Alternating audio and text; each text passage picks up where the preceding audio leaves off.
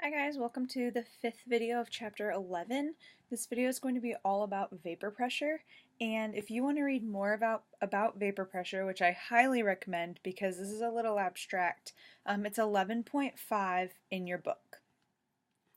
So vapor pressure, at any temperature, some of the molecules that are on the surface of a liquid actually have enough energy to escape the attraction from the other liquid molecules, and they can actually become a gas. And so as the temperature rises, the number of those molecules that have enough energy to break free actually increases. So in this graph, notice that as temperature increases, the kinetic energy increases, and the number of molecules that have that extra speed, that extra kinetic energy, also increases. And as I go through this vapor pressure, if you want to look at another resource that looks at vapor pressure both macroscopically and microscopically, I would highly recommend going to this website. It's actually a Purdue website, and it talks all about vapor pressure, and it goes into detail on the microscopic level and as a big picture. So with vapor pressure, as more molecules escape the liquid and enter the gas phase, some of those gas molecules actually hit the surface and return to liquid. And after some time, the pressure of the gas that's above the liquid will actually be constant. So what we have is we have this closed container, we have this closed stopper that has, in this case, we have water molecules in the liquid phase, but then what actually happens is they have enough energy to escape the intermolecular forces and become a gas. But notice there's a stopper on the top. So what happens is they can't escape. So as they're bouncing around, they're actually going to hit the surface of the liquid, and they're going to go back into the liquid phase. And what happens is they hit what's called a dynamic equilibrium. And dynamic equilibrium is when two opposing processes occur simultaneously at the same rate. So in this case, what's happening is the liquid molecules are evaporating, but then the gas molecules are condensing at the same rate.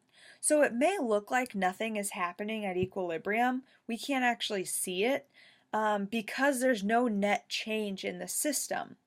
But there's actually a lot that's happening because molecules are continuously going from liquid to solid. We just can't see it. And so vapor pressure is actually the pressure that is exerted by the gas over the liquid. So it's the pressure that's exerted by a vapor or by a gas in the space above the liquid or even above the solid in a closed container. So vapor pressure would be the pressure that would be right inside the top of this stopper. Okay? And both of these pictures just give you an idea at the microscopic level as to what is happening. So then we look at volatility. So vapor pressure is all about intermolecular forces. The lower the intermolecular forces, so the weaker the intermolecular forces, the less they're attracted to the liquid, so the easier it is for it to become a gas. So again, the weaker the intermolecular forces, the less attraction there are between the liquid molecules, and the easier it is to become a gas. So liquids that have very low intermolecular forces tend to have very high vapor pressures. They tend to exist almost more as a gas rather than as a liquid. And so the liquids that evaporate easily from an open container are said to be volatile. So volatile liquids just have very high vapor pressures because they evaporate so easily.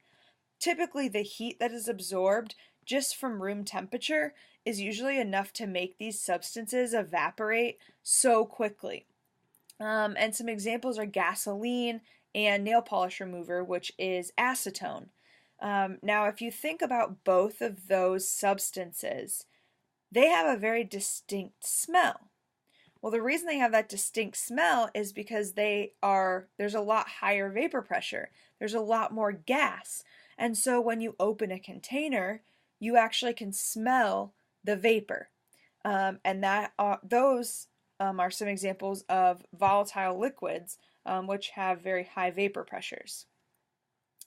So vapor pressure, when we look at vapor pressure and temperature, if we increase the temperature, we will increase the vapor pressure exponentially. So if we look at this graph, notice that as we increase temperature, it increases, and then all of a sudden it spikes up, right? It increases exponentially.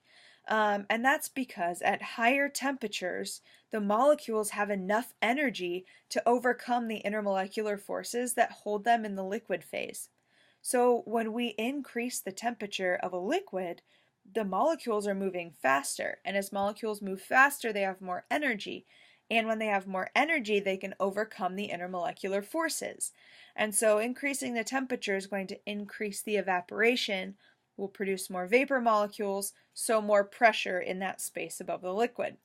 And this exists because of Charles' law. So one of the gas laws that says whenever we increase temperature, we increase pressure due to the motion and the energy of the gas molecules.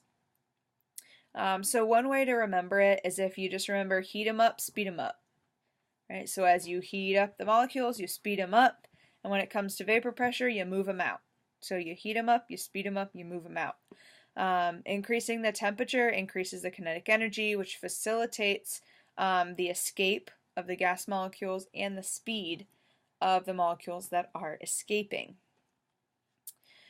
So then when we look at vapor pressure, we can actually look at boiling point. So the boiling point of a liquid is actually the temperature at which its vapor pressure equals atmospheric pressure.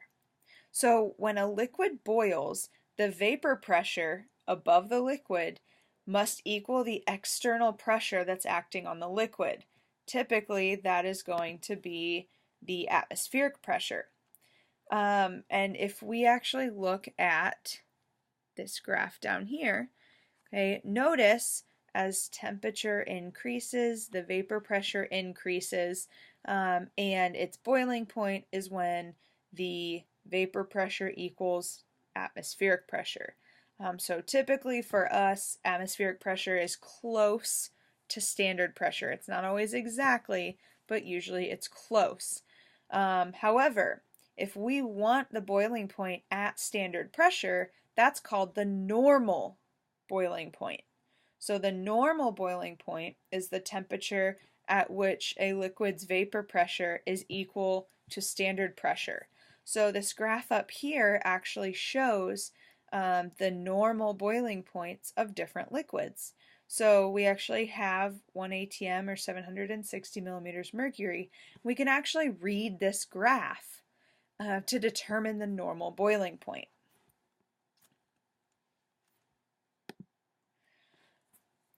However, when we decrease the air pressure, so as we go up in altitude, so let's say that you go and you visit Colorado, right? You go to Denver, in which you're at a very high altitude. That's why it's called the Mile High City.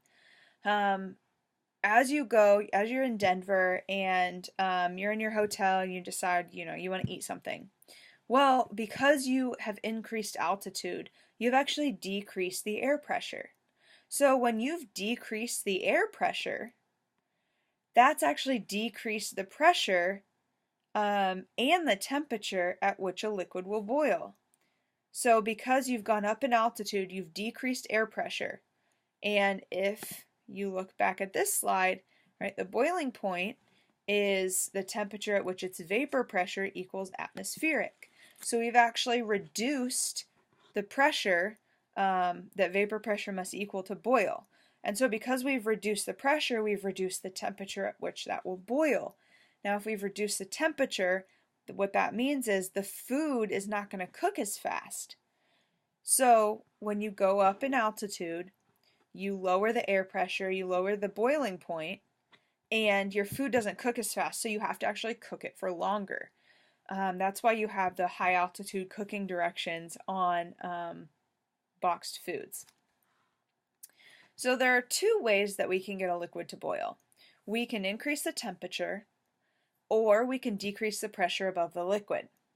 So if we increase the temperature, right, we just put it on a hot plate, put it on the stove, or we can decrease the pressure above the liquid, right? We can decrease the vapor pressure, and that decreases the temperature at which the water can boil. So there is actually an equation that allows us to make predictions about any given liquid based on temperature and pressure combinations. And this equation is called the Clausius-Clapeyron equation. And again, this just shows us the relationship between vapor pressure and temperature. Now, this is actually in the section in your book. It's called A Closer Look on page 463. And this actually goes into more detail on this Clausius-Clapeyron equation. This is probably brand new, so I would highly recommend that you take a look at this. So what this does is this actually brings in, when we talked about the ideal gas law, some deviations. So we're actually now looking at pressure and temperature.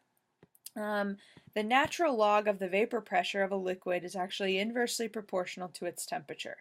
And this relationship is quantified in this Clausius-Clapeyron equation. What we can actually do is we can graph the natural log of pressure on the y-axis and 1 over temperature on the x-axis. Remember, temperature always should be in Kelvin. So we can actually graph these two variables, plot them against each other, and this actually will give us the slope of the line that is equal to the negative heat of vaporization divided by R.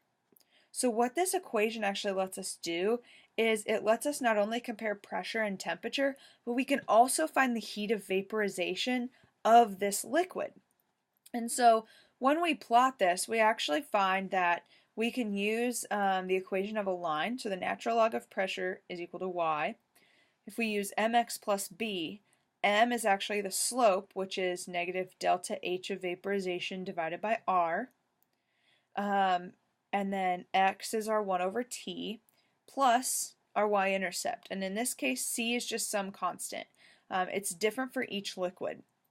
So if you are given pressure and temperature data, you can actually create a graph with your calculator, or if you prefer to do it by hand, you can as well, and you can find the equation of the line to find different pieces of information regarding the liquid. So this is actually what the actual equation is, in which we can use 2 pressures and 2 temperatures and find information about a liquid. So the Clausius-Clapeyron equation is actually the natural log of P2 divided by P1, and that's equal to the heat of vaporization divided by R. And remember, your R value needs to be in the energy because we're dealing with energy with delta H. So we need 8.314. And then that is times 1 over T1 minus 1 over T2. So P is the pressure, delta H is the heat of vaporization, R is your ideal gas law constant. Remember, we have to use the energy constant. T is temperature in Kelvin, and then C is a constant. It's just the intercept in the equation.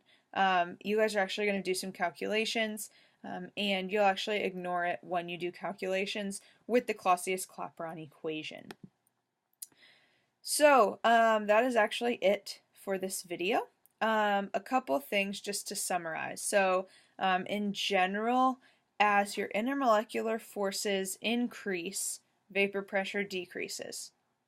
Okay, so again, as intermolecular forces increase, vapor pressure decreases. And that's because as intermolecular forces increase, you're focusing on the liquid. So as intermolecular forces increase, those liquid molecules are more attracted to each other, and it's not as easy for them to escape and become a gas, so there's not as much gas up there above the liquid. However, if your intermolecular forces are weak, they're not as attracted to each other, and it's much more easy for them to escape the liquid and become a gas, which increases your vapor pressure. So again, that is it for this video. If you still have questions, or this just all seems very new, please read section 11.5 in your book. even just kind of skim through it because it will provide you with lots of valuable information that just adds to this video.